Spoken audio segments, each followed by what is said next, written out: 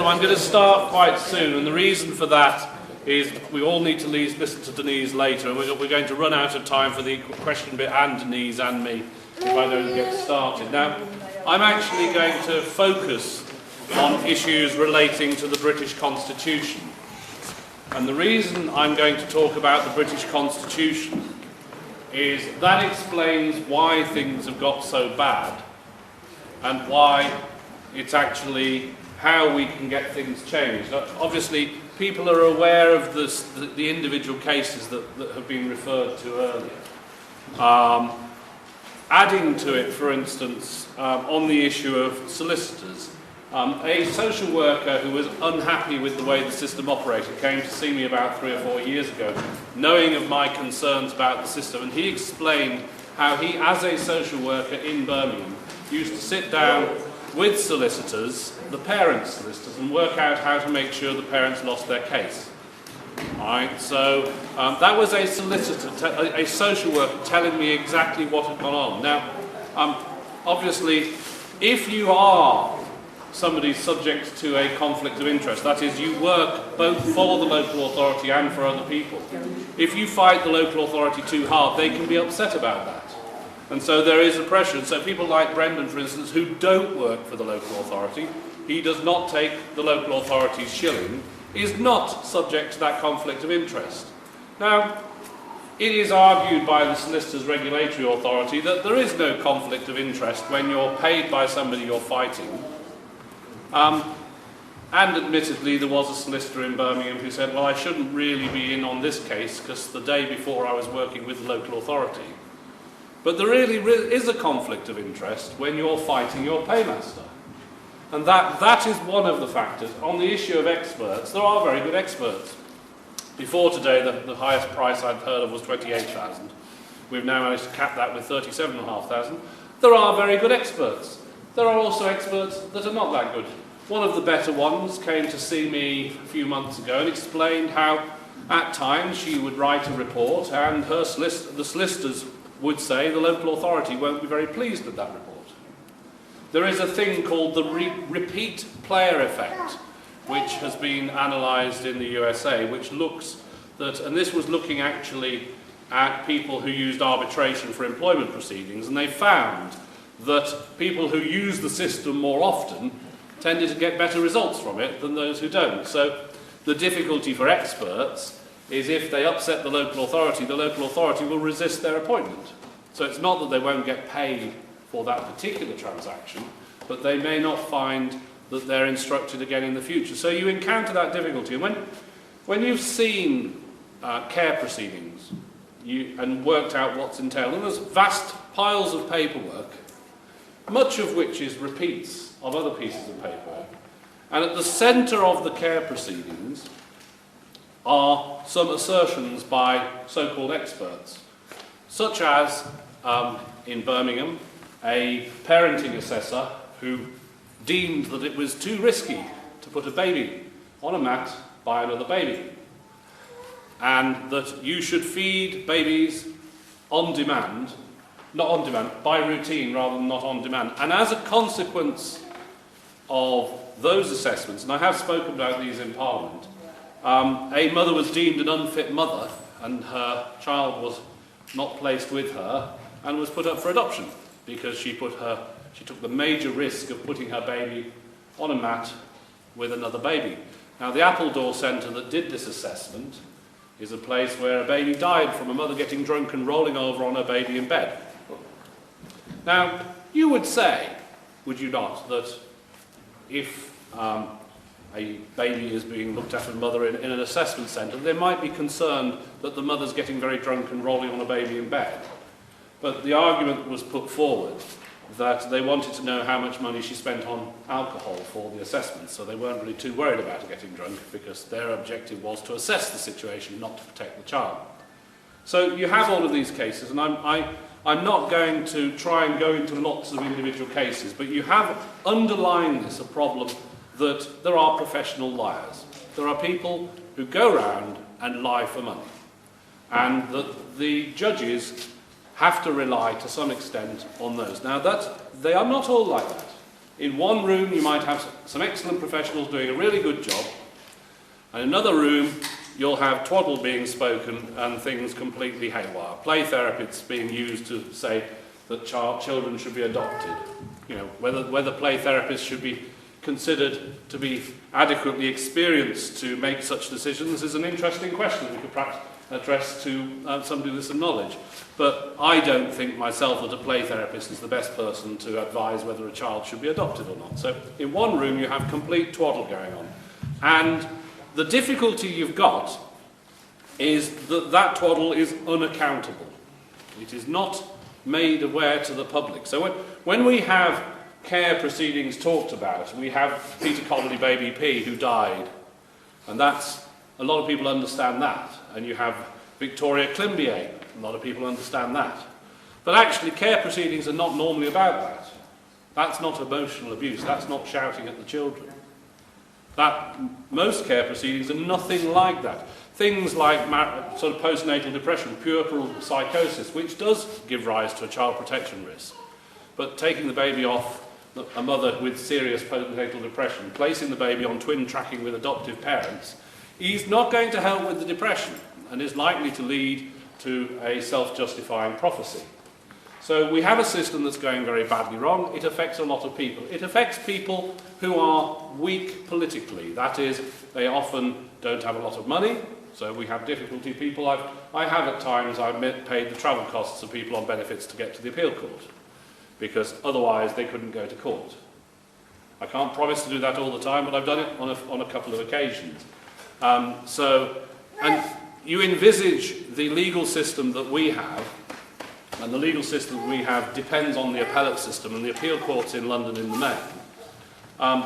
If you can't have appeals, you can't make sure that the appeal system works. So we have a situation more recently where the local authority in Guardian tried to charge the solicitors for the parent for the costs of the appeal. That is, the solicitors, not legal aid, but the solicitors. That is an attempt to stop appeals.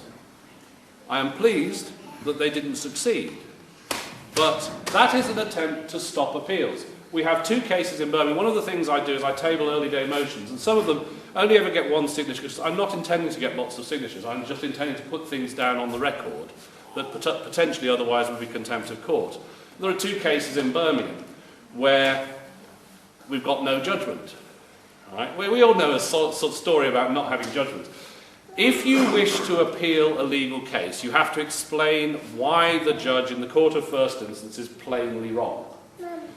For you to explain why the judge is plainly wrong, you need a copy of the judge's reasons, viz. The judgment, and without that you can't appeal.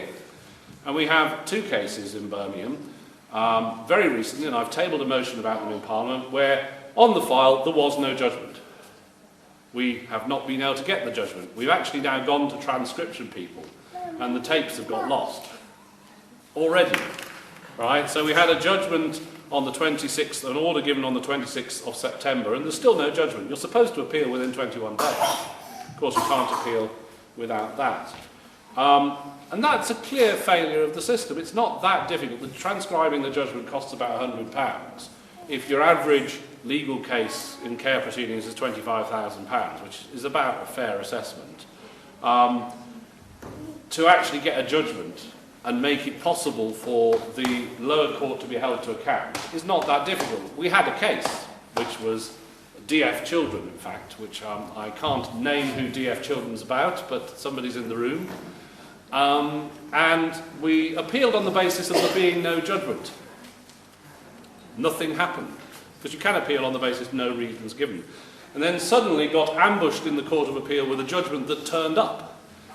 Jerry phoned me up with great enthusiasm, we've won the appeal. No judgment comes from the Court of Appeal. Right? About 6-7 weeks later we get, you've lost the appeal from the Court of Appeal. So I write off to the court and I say, can we listen to the tape recording of the hearing in the Court of Appeal? Because you're supposed to be able to listen to this, I thought, at the time. Nothing happened. So I wrote to the minister saying, I've written to the court and said, can I have a listen to the hearing? of the transcript of the Court of Appeal. And I get a letter from the Minister and from the court saying, no, we've changed the rules and you can't listen. And if you want to know why we've changed the rules, you need to write to the Judicial Executive Board office. I think it's TM 117. But I may not be right on that. But it is the Judicial Executive Board. So I wrote to the Judicial Executive Board, and I've not had a response. But in accordance with the Freedom of Information, I have to wait 20 working days before I can report them to the Information Commissioner. Those 20 working days end on Monday. So let's see where that one goes. The Judicial Executive Board is a committee including the Lord Chief Justice and all the various senior judges, and it does not produce any minutes of its meetings, and it is not effectively explaining what it's doing. I wrote to the government and I said, what's your views on this? They said, that's up to the judges. Now this brings me to the constitutional point, and we have a standard constitutional model of separation of powers with an executive, historically the king, a legislature and a judiciary. And it is important to maintain separation of powers, there's no question about that. The problem with separation of powers, and we have what's called a weak Parliament model. Now, as an aside, there was a meeting of the Procedure Select Committee, which is actually tape recorded. It hasn't yet been published in the transcript. And anyone who's interested in parliamentary accountability should listen to the recording, which you can find linked from my weblog, johnhemming.blogspot.com, because you have there an example of a committee laughing at a minister when they talk twaddle. Because the minister, this is the Department of Education, which covers this area as well, and the minister was trying to explain how they try to give full and accurate answers to written questions, when in fact the written question they'd answered, the question that was asked was, it was actually asked by the ex-minister what youth projects had each minister visited over the previous 2 years, and the answer given late was they visited lots of places. That's it's a slightly longer answer than that, but they didn't name any places that were visited. And when the minister tried to say, well, we took a long time to answer the question because we had to give a very full answer with lots of accurate details. But if you want to listen to MPs laughing at a minister, you probably don't get that many examples. This is not politically partisan, because the whole committee laughed at the minister. But sadly, it wasn't on video, but it is on audio. And if you want to listen to it, if you look at my weblog, you'll find a link to it. So you have the separation of powers, and you have the executive, which is the government, and then you have the legislature, which has powers that it doesn't use. And Christopher Book is right, that it's actually in the sense Parliament's failure that we're not making progress on this. And then you have the judiciary. And the government are not allowed to criticise judges.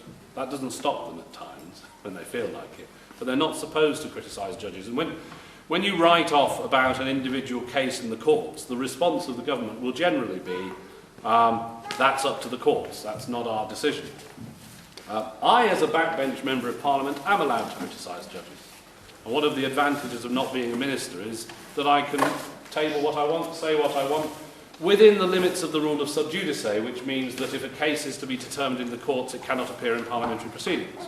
But it does allow me to table early day motions about things that are going wrong in the system, and use that as a process whereby it's not trapped by any of the contempt rules, which you'll find it interesting. I break lots of court orders in Parliament, but it's only the ones everybody knows about that they complain about. The ones that nobody knows about, nobody ever complains because they don't want to highlight the fact that it goes on, which is interesting in itself. So one of the problems is when in this country people want something to change, they contact their MP who writes to the minister. And if it's something about health service funding or something like that, that's a sensible process because the minister's in a position to decide what's going to happen on the funding. But in practice, when the problem is in the judiciary as it is, and it's quite obvious that it's in the judicial estate of the Constitution, if we look at this issue of accountability and the fact that the decisions are based on opinion, the opinion is not accountable, and if you can't have a second opinion, there's no way you can get it right. And you can compare and contrast two European Court of Human Rights cases. One is X v Croatia, and the other one's RP versus the United Kingdom. Now, RP versus the United Kingdom is a case where straight the way through to the European Court of Human Rights, a mother was deemed to be someone with significant learning difficulties who did not have the mental capacity to instruct a solicitor. The only problem with that is, in fact, she doesn't have significant learning difficulties and does have the mental capacity to instruct a solicitor. I can say that not just because I've met her, but also because I have expert reports that say that, and her GP that says that. So this case has managed to go on the basis of a single expert in the lower court, all the way through the Court of Appeal where they slagged me off, the House of Lords, to the European Court of Human Rights, and I've drafted some papers to go to the Grand Chamber, but we don't know whether it'll go there, without a second opinion.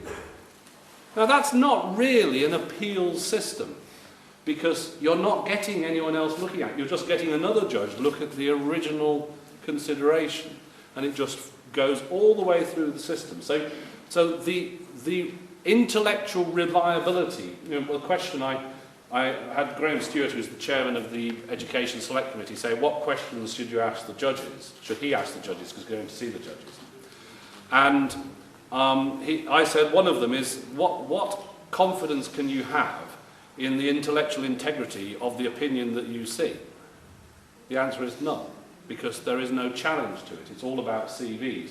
And when you have a good expert, yeah, often my degree is in physics, especially in atomic and nuclear and theoretical physics. And you can look at something, you can say, well, that seems to hold together, it doesn't seem to be complete twaddle. But I don't have the expertise to necessarily do as a good job as a colleague over there. So you have this problem with intellectual integrity. Now, so the problem is in the judicial estate of the Constitution. The procedures are wrong. Parliament can change the procedures. Government can't. The government could have the procedures changed through proposing something in Parliament, but it's Parliament that sets that. And what happens is people write to the MP, who writes to the minister, who then passes it to the judges, and nothing happens. And that has gone on for a long, long time. Now, we can get it changed, but what we actually need to do is create a public demand for Parliament to act. To create a public demand for Parliament to act actually requires highlighting of enough cases, and to be fair, the Ireland report from earlier, what I would say about the Ireland report is there's two things. It is academically approved, but it is also an authorised report. And one of the problems we have with family court proceedings that I tried to change earlier this year in the private members bill that still may get changed is you can have academics review the proceedings in the family court, but only if it's authorised. And only one project ever has been authorised, as far as I can tell, which is the one that you were involved in. And that one found that most of the stuff was rubbish, but not all of it, which is more than I thought. I thought a lot was rubbish, not that the majority was rubbish, which is interesting. So where we have is this problem, and we do need to be very careful. People have this tendency to write to the Prime Minister about the problem, thinking the Prime Minister is in any position to do anything about it. Our Constitution does not allow the Prime Minister to do anything. So the Prime Minister will not achieve anything. And we actually need to focus on Parliament. We need to focus, Parliament could establish a parliamentary committee particularly to look at it, but it needs the demand from outside Parliament, because Parliament does respond to the citizens. When there's a big fuss about something, Parliament will act. The Education Select Committee needs to be willing to look at individual cases. I keep on making that point to them. The Justice Select Committee needs to be willing to look at individual cases.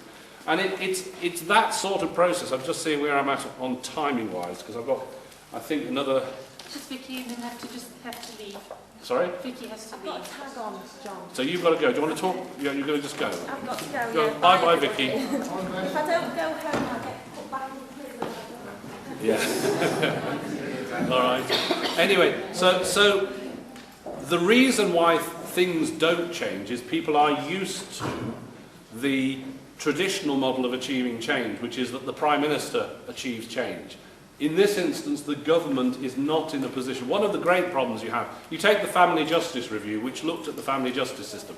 What did they do? They went to a lot of people who run the system and say, how good a job are you doing? And they said, we're doing quite a good job. In fact, they wrote it right at the start of the report, saying, everyone in the system is perfect, something like that. There's this standard phrase you get which pretends that everyone's perfect, when we know a lot of people are not. including those social workers who employ hitmen, which is, to be honest, was only one social worker, although we believe that somebody was firebombed by a social worker as well. Not trying to identify any pictures anyway. However, the reality about it is that you won't get the change through the government. You'll get the change through Parliament. Interestingly, at a pan-European level, you have parliamentary bodies as well. And people often don't know there's a difference between the Council of Europe and the European Council. All right? The Council of Europe is a much larger body. And there was recently a motion that went through the Parliamentary Assembly for the Council of Europe, which came out of an inquiry that was created initially by myself and Paul Rowan, who is MP for Rochdale. Sadly, he lost his seat in the general election, but that inquiry still went under the Christopher Chope. And in fact, a motion which was critical of the UK went through the Parliamentary Assembly. Now that's good, but it's this Parliament. This Parliament, for instance, can remove judges if it feels like it. It's not generally done. It's under the Act of Settlement. I think that's 1701, but it may be 1707. 1701, right. So this Parliament can remove judges. I don't think we'll need to go that far, but I do think we need to highlight the problems in the process, and that there is a clear problem that the judiciary are not doing their job properly, which is the nub of the issue. But there are interesting things going on. In fact, in September, I sat down and worked on papers for 2 appeals, both of which were allowed. And one of them was relating to a Slovak family, where the Slovak government were also getting involved. And that one's had a lot of press. But in fact, there was a situation yesterday and the day before where a Slovak baby has disappeared from the UK. And when the the Slovak Republic's equivalent to the official solicitor left the country yesterday, she was quizzed by the police on the way whether she knew where this baby had gone, which is an interesting one.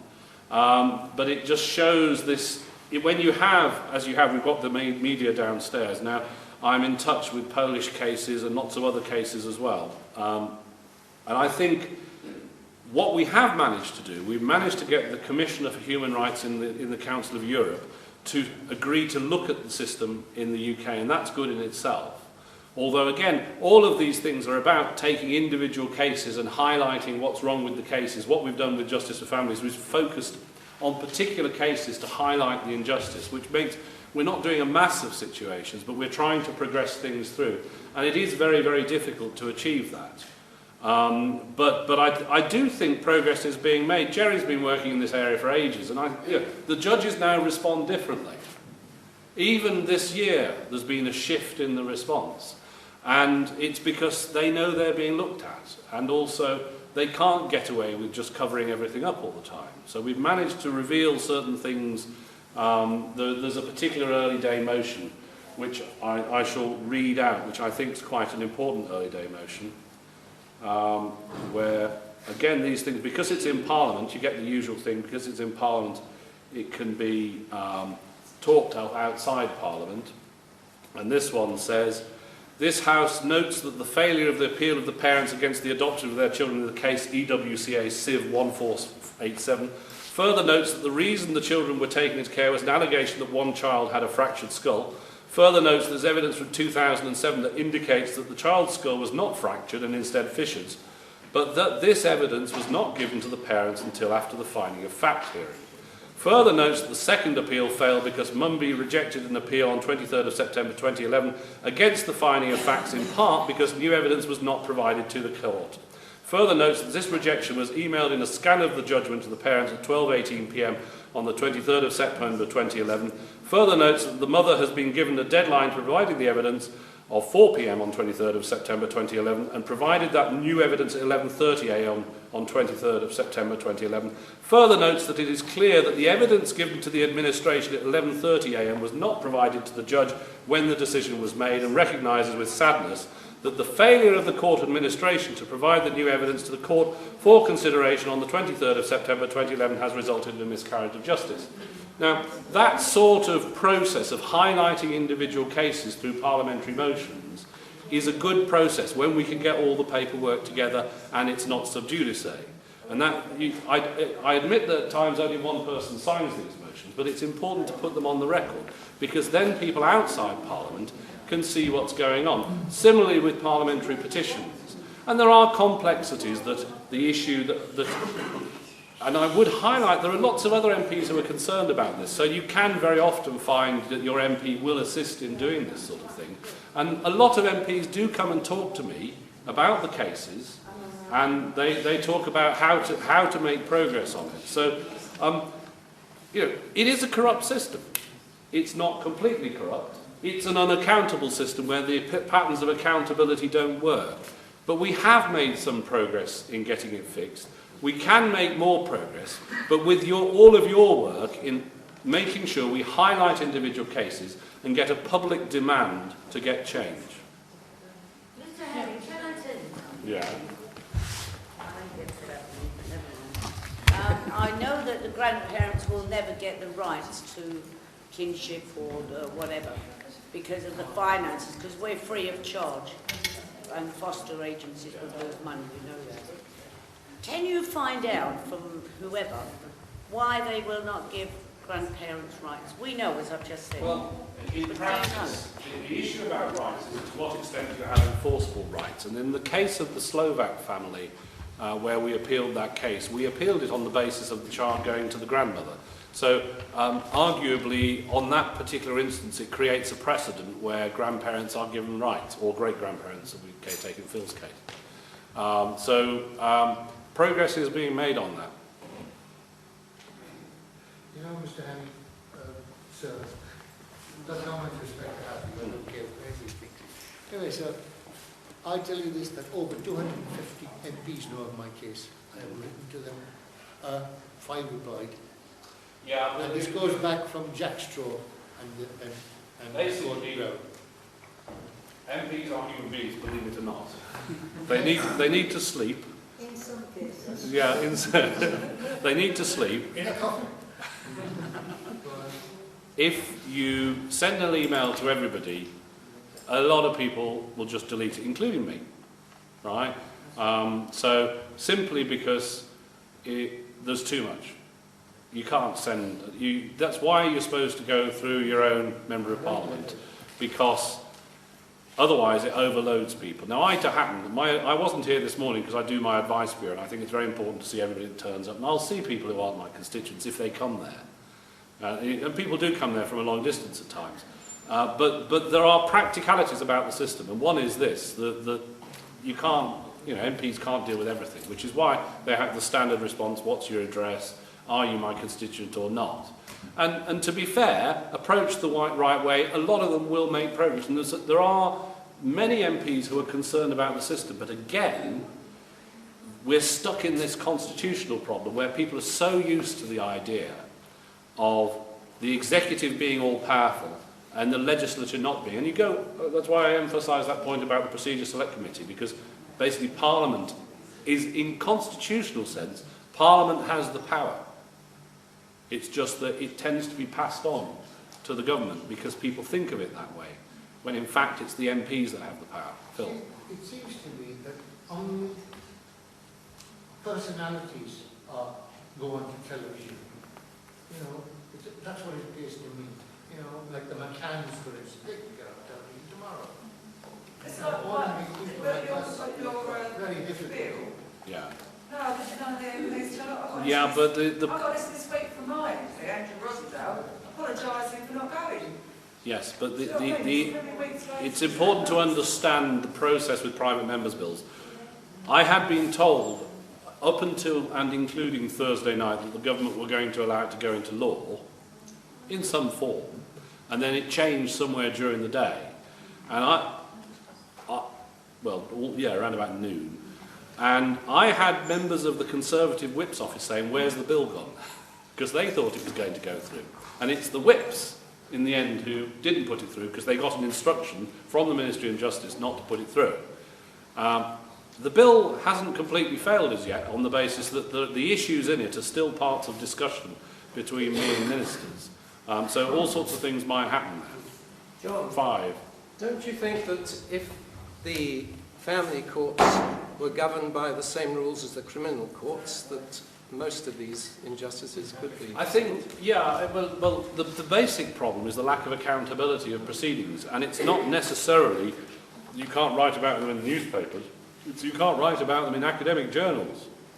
You have no intellectual integrity in the whole process. The criminal courts are open. The criminal courts are open, but the point is, when you have an open court, you have openness to regulatory processes. So you can't have in an open court somebody saying, oh, it's contempt of court to report that to the police or to the Health Professionals Council or whatever it may be. You have the openness to academic scrutiny, which isn't necessarily whether it appears in the Sun or not, but whether it appears in a professional social work journal as, why are you doing that? That's completely mad. It won't do the children any good. We have a system that damages children, and it damages children putting them through the care system. Now, there is very solid evidence that every change of placement for a child is psychologically damaging. The first change of placement is to take them off their children and put them in care. Now, at times you need to do that. And I accept your point that having a different standard of evidence also, because within the criminal courts you have a number of things. You have openness, which is the wider openness of public domain openness. The narrower openness is of regulatory and academic scrutiny. But you also have the different standard of proof, and I think there's an argument about that as well to be had. And the argument has to be had in the round and comparing international perspectives. But there's no question about it that the secrecy allows bad practice to fester. And if you look at the Irish situation, Ireland used to be quite a good place to go to. I think the HSE has decided now to be as harsh as possible on people who are turning up in order to save money, because Ireland is a bit short of money, and there's no doubt about it that the Irish authorities are not happy with the flow of people going there from England for the well, there's a sort of judicial conflict issue. So if you're going anywhere at the moment, I'd recommend the Slovak Republic. I'm not joking about that either. You know, we have very good contacts there. It is the Marisa Perisakova, who is the Slovak Republic's representative in the European Court of Human Rights, has been working with us to try and get these issues properly considered at the European level, Council of Europe, not EU. Am I done now? Well, this goes back to what you were saying before, John. What say, Ireland's now cracking down. We've decided to make an example of Stella McCann. I don't know whether. Well, not just Stella, but somebody else. No, no, there's other people as well. There's other people there deciding how to go. I was going to make a point here. No one's ever mentioned the Every Child Matters national framework. Yeah, but it's like all of these things. The government launched recently a charter for children leaving care, and the question was asked, how enforceable is this? And the answer was not at all. I mean, what bothers me about that, one of the national indicators, it's there in black and white, is to rescue children from low-income households. And I mentioned that before. You could hear a pin drop. That is giving a licence to steal kids. Well, interestingly, if you look at the stats, there are in fact figures on why children were taken into care that were adopted, and some of the children that were adopted because and were originally taken into care for being from a low-income household. Yeah. There's only small numbers. Well, I mean, it's there. Well, it's this bedroom tax as well that's coming in. I've got a 3-bedroom house. I can't get a job at the moment. I'm going to have to pay from £30 a week. How am I going to survive? Because if I move, they'll only give me a 1-bedroom place, and then they'll say, you can't have children, yeah. You've only got a 1-bedroom place. See, the problem with that framework. Yeah, but you're right. You're talking about the framing. You're talking about something else. Yeah. All of these things, we talk about the question of grandparents' rights, the question of how enforceable your rights are. If you've got rights that are not enforceable, they're not rights. They're just words. They don't mean anything. Well, why doesn't somebody in Parliament do something about it? Because as I've said to most MPs, it could be your children growing up, and they could lose it. You could lose your grandchildren. As I said, we had a case which went through and won on appeal based on the private life of a grandparent. So it's sort of progress is being made there. Sorry? Green papers are sort of consultation papers, so I wouldn't worry too much about them. Just a bit of advice about the European Court of Human Rights. Yeah. Take my case. It was put in by some people from Parliament. The case was put into the European Court of Human Rights. My case. They held on to it for X amount of years and then wrote back and said it's too late to do anything about it. Yeah. You get the money. Yeah. But what I would say, I emphasise the point about the RP case, where a case goes all the way through the courts with only ever one expert. So, you know, if they'll allow that one to go through, I'm not too sure they're doing a very good job, to be honest. Absolutely. So I just Paul, want yeah? other people to keep at it. I'm going to be turfed off now because we must get these on. Paul? Yeah, I think the vast majority of us are convinced there is definitely something wrong. There's an evil smell coming from the social services. We're convinced of that. We've heard from Mr. Booker, who is also convinced of it. It's easy for us to see it. What I would like to ask you is, what kind of groundswell do you have in talking to your colleagues in the House? Because I really feel that even though I respect you, and I think you're doing marvellous work, John, but without the groundswell of similar opinions that you have, we are feeling that we have no hope. Influence Parliament from outside Parliament. I've had more They don't want to know, sir. You influence Parliament from outside Parliament from getting... Let Denise talk about it. She'll explain it all to you. But what I will finish on one point, which I had more comments from other MPs in Parliament recently about an article I wrote in the Mail on Sunday than about any speech I've said in Parliament. John, just quickly, Yeah. as a grandparent, you know, I said to explain we got Yeah. back. I can't get anyone from social service to speak to me, deal with me, or anything. So who do I go to above that? Well, they won't. If I go down the office, I'll go there regularly. You know me. I'll fight my case. I'll just get the police called up. Can I talk Yes. to you later, because Yeah. obviously I need to go into details of your case, which it's only sensible that we just talk about it. But there should be some way. Are you in Ben Gummer's seat? Dr. But Ben Gummer's very good on these issues, you see. So let's talk about it later on. In fact, yeah. Someone just asked me. They asked to ask you what would someone do about a judge who refuses to grant a hearing 6 months after applying? Well, I would actually appeal on the directions, because there has to be something there. Jerry, yeah? Was Julie when Tim? Julie's just at the press. Something Asia. I was stuck house in 2006. Yeah. I've had people, I found myself on the computer, I've had people out I had a graduate, the one wouldn't take him off, so what removed was a friend. I think doing individual cases and what to do about your case in a public meeting isn't. I don't mind. I'm not rushing away at the end.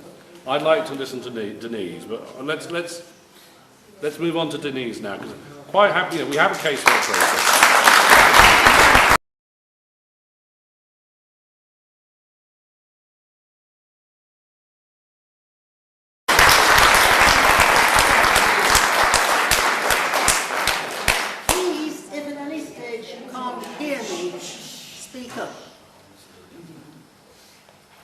I think that forced adoption is ballooning out of control in this country, but it is not a new phenomenon. I encountered it first, I think, 36 years ago. I was working as a radio agony aunt, and at an outside broadcast, a couple came up to me. They'd both been brought up in care, and they had what I found attractive, a diffidence about them. They expected to be put down. And they told me that she was pregnant, and they had been told by social workers that the baby would be taken away from them at birth. I tried to help them fight this, and eventually a compromise was made. They said the mother would go into a mother and baby unit when the child was born, and if she performed well there, they would keep the child. The mother and baby home turned out to be inside the local mental hospital. And I heard from her from time to time about elderly dementia patients coming and peering into the pram and trying to pick the baby up, and predictably she cracked. and she left the home. The child was taken away and was adopted. And I then found out how vengeful social services can be when they want to be, because the head of that social services twice tried to lose me my job. And if I hadn't had a boss who looked into things but then decided I was in the right, I would not be here today and would not be an agony aunt on television. Since then, the letters have continued to come in. Penny, who is my right and left hand woman, our hearts sink when we open them, because we know that apart from pointing them in the direction of help, John and the other helpful agencies, there is little or nothing we can do. I think people have the idea that if they write to me, I'll immediately put them on television, people will see the injustice that's being done, and it'll all be all right. What they don't know is that at ITV there are shed loads of lawyers who will not let us use a case until it's through the legal process. And I am very interested in any case that has passed that bar and that we can show to people. One day I opened a letter and it began, "You are my last resort." I read the letter, it touched me, and we have a process where somebody else speaks to them and then comes and says to me, "I think this is truthful." I then spoke to them and I formed the opinion that the couple who were called Webster were telling me the truth, and I had just finished filming with a lawyer called George Hawkes, who had fought for 7 years pro bono to get his client out of prison. She was there because of a report by Professor Meadows which said that she had murdered 2 of her baby children. And he had eventually secured her release, and I made a film with her. I didn't know what to do for the Websters, so I rang George Hawkes, and he said to me, "I can't take another case, their legal aid had run out. I can't take another case, but I'm going to be in London tomorrow. If you can get them there, I'll give them some advice." The following evening he rang me and he said, "They're clearly innocent, I've got to take the case." Now, over the next few weeks, they had left it too late. Adoption was coming up for their 3 children because of unexplained injury. And I remember George ringing me on one occasion and saying, "The faster I work to mount a case, the faster social services push the adoption order." And eventually the children were adopted. Nikki then became pregnant and went to Ireland, and eventually, with the help of a newspaper, we got her back and into a higher court. By that time it had emerged that the fractures they were saying were injury were due to lactose intolerance. And although the judge said he couldn't rescind the adoption order, it had been in place too long, she was allowed to keep the baby that she'd just given birth to, and they now have 2 children. And they are building a new family, but they mourn the 3 children they lost constantly. One day, I opened my front door to find a grandmother standing there. She was 48, she had a job in a school, and she was in a stable relationship. Her daughter had been a bit of a missing link from the beginning, and there had been 4 children born, which the grandmother had more or less looked after from birth. Now she was applying for a residence order. And social services had just told her that, yes, she could have a residence order for the 9-year-old, the 7-year-old and the 5-year-old, but the 18-month-old, blue-eyed baby girl, who she had had from the moment of its birth, was going to be adopted. It was at the time when the government was giving a bonus to local authorities if they hit their adoption targets. I have no doubt that child was being taken to fulfil a quota. We tried to fight it, but we didn't succeed, and the child was taken. I was working then doing an item on television with an official from the British Association of Adoption and Fostering. I told her that story. I said, I can't understand it. She's either fit to be in charge of all four, or she's fit to be in charge of none of them. How can you justify it? She gave me a two-word answer: I can't. Now, there is a child growing up who will at the back of its mind know that it has 3 siblings.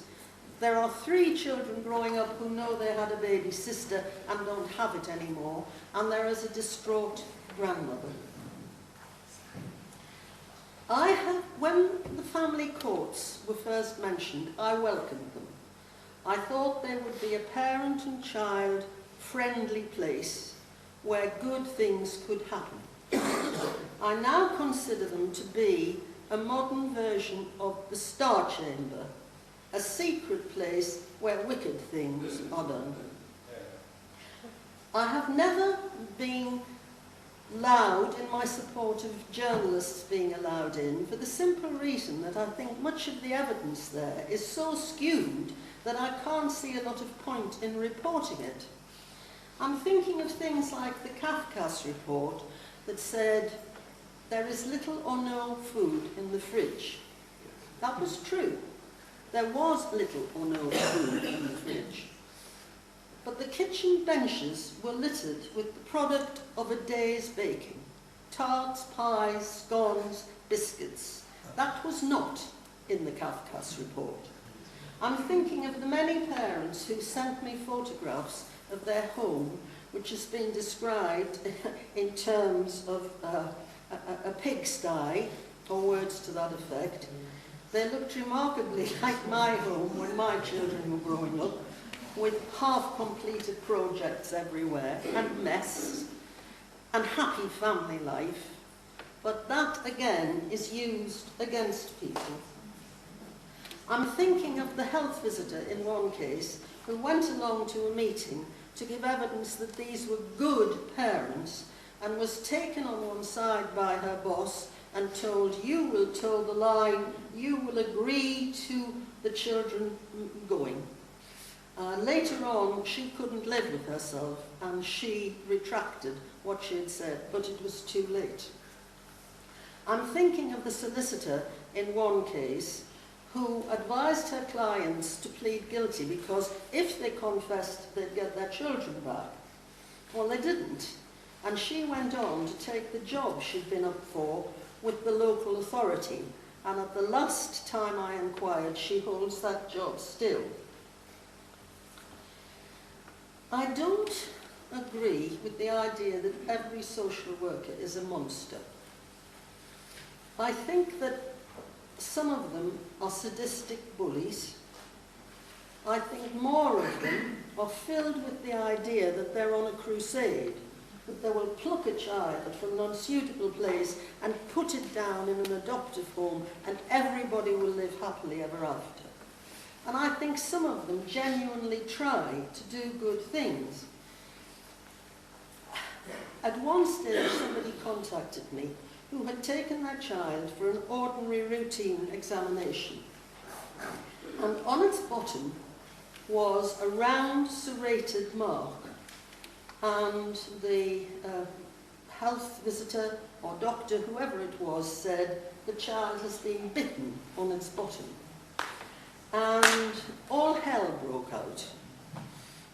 The social worker came to the house and said, one of you has bitten the child, one of you must leave. It didn't seem to matter who. And eventually the father said, I will go. And he went to sleep at his brother's, where he had to sleep on the floor.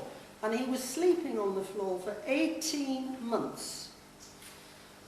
The day after it all began, the mother, clearing up the room, found the baby bouncer that the child had bounced in, which had a bottle top in it. And the child had been bouncing up and down on the bottle top. It went so far that they got a report from an orthodontist that the photograph of the mark was not a bite, but nothing would change social services' opinion, and the two parents were kept apart. The social worker, in that case, was a man, and he used to sometimes come in the middle of the night to make sure that the husband was not sleeping in the home. And eventually, he also told the 5-year-old child that it was his duty to tell him that he might also have to be taken into care away from the home, with the result that every time the doorbell went, the child went and hid behind a piece of furniture. Eventually, the mother became so shattered that she went to the police station and asked for police protection. They said, it's nothing to do with us, but we will tell social services that you have made this complaint.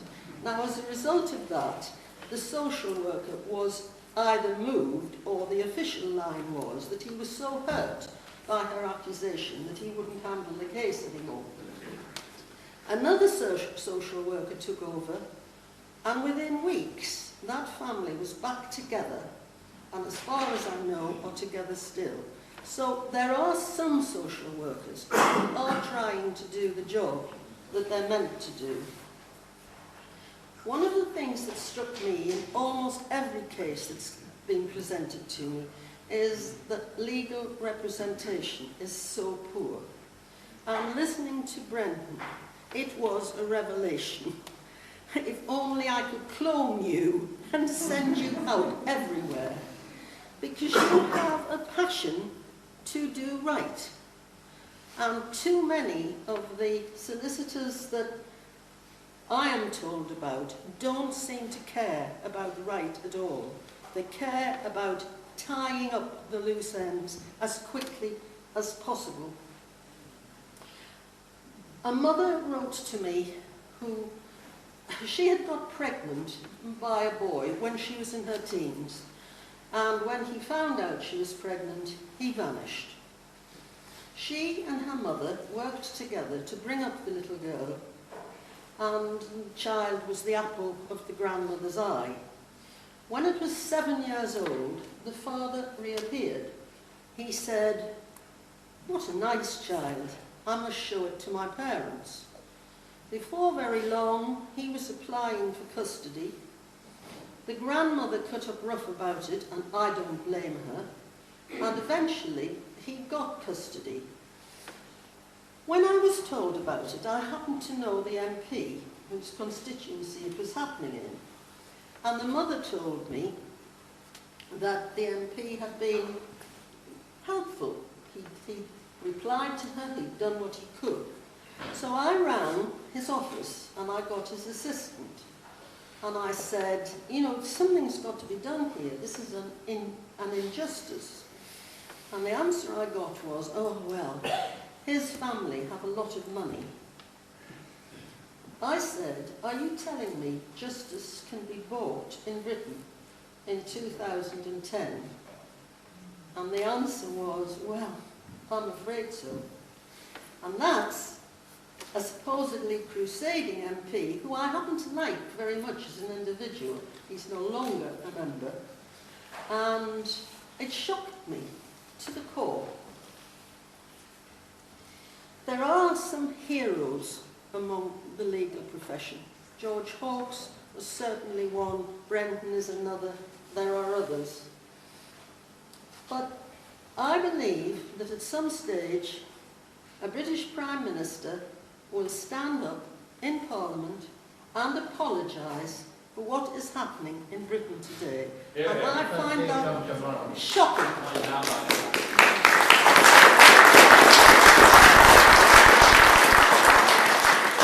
Another thing that frightens me very much at the moment is that we have in Michael Gove and in Martin Neri two people who believe that adoption is a magic wand. Now, I have brought brought up 4 children I did not give birth to, not adopted, but stepchildren. I know the love that can grow between that new parent and child. It's a wonderful thing. I wouldn't have been without it. But if you adoptive parents are good, loving people, I think they deserve better than to be given stolen property. And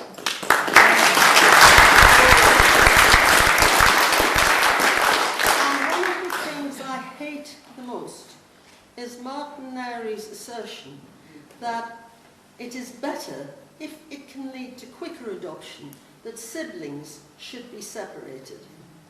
You look at children when there's a crisis. They cling together. They cleave to one another. And the idea that when something has gone wrong in the home, you then take away that rock, that brother or sister, I find appalling. A friend of mine, a journalist, had had 1 child and she had failed to conceive again. So when that child was 9, she put in to adopt and they were successful. She rang me one day and she said, I always thought you had a bee in your bonnet about children being taken away, but now I realise you were telling the truth. And the reason she said that was that she had been offered a child for adoption. She had found out that in fact there were 2 children, siblings, and she said, we'll take them both. And she was told, no, we're going to adopt them separately. Whereupon she turned and walked away from the whole idea. The nice ending to that is that a year later she got pregnant and she did get another child. But what a loss that was. She could have taken those 2 children and she would have loved them even if another child had come along.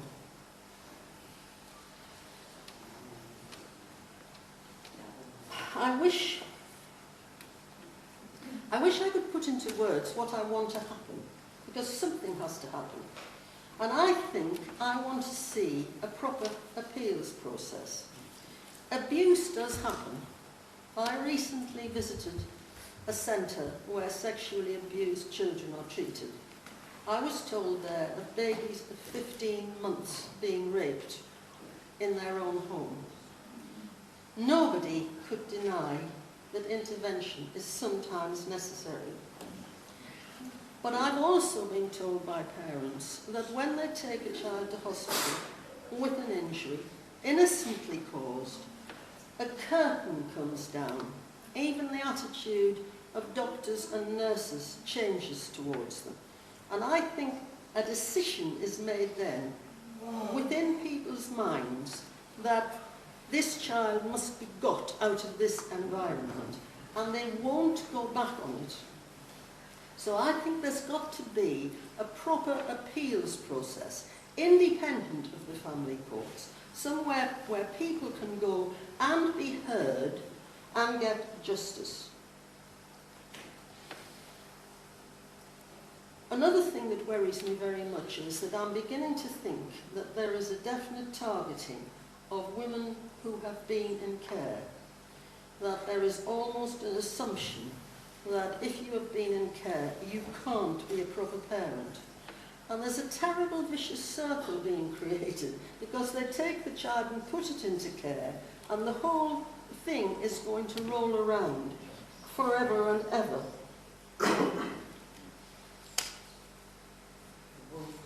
One of the things that interests me very much is why the nation has not risen up about this. I've been talking about it for 30 years. Christopher Booker has done a wonderful job of highlighting it week after week after week. Don't tell me that people don't know. They do know. They do know it's happening. They choose to believe that social services will not get involved unless you are not quite nice people. And they go on believing that until the knock comes at their own door. I remember at the height of the Cleveland abuse scandal, I live about 20 miles away from Cleveland, and I was inundated with letters from parents and grandparents.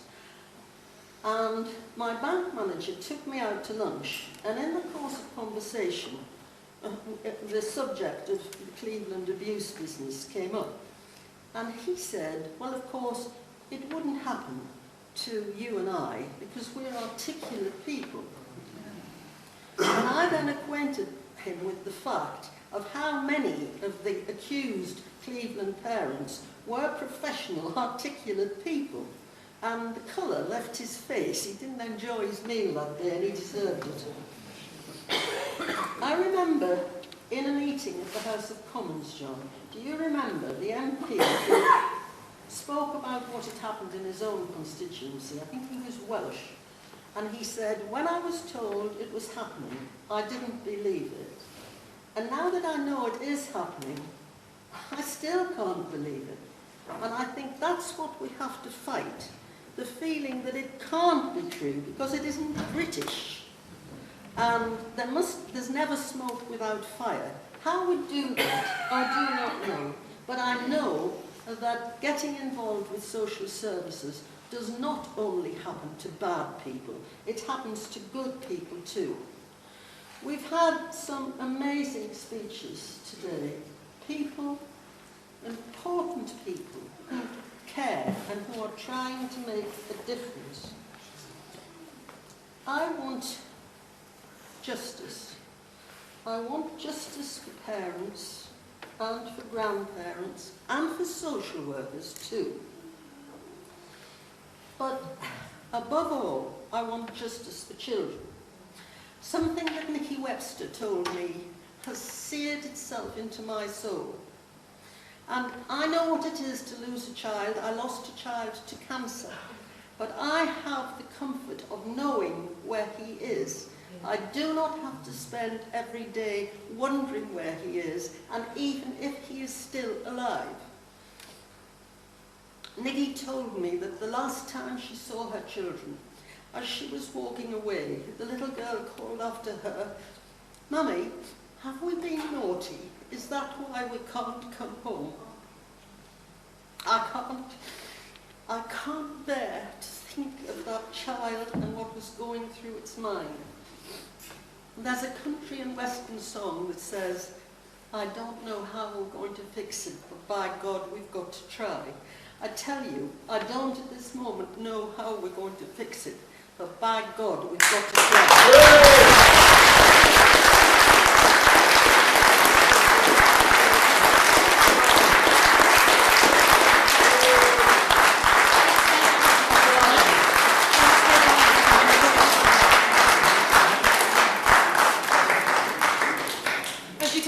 That was an emotional, truthful, honest account from one of our well-known Aberdeeners.